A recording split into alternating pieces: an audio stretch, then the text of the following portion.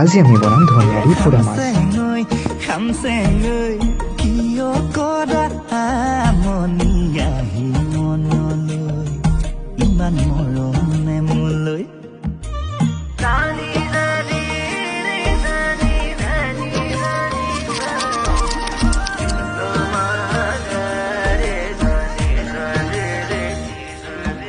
মিঠাকৈ সপোন হৈ ভাঙিলেহি টোপনিয়াহি মনলৈ কোৱা কি যে হ'বগৈ পাহাৰৰ পাহাৰী জুৰি হৈ তুমি মোৰ বুকুৰ ভৈয়াম চুই যোৱা না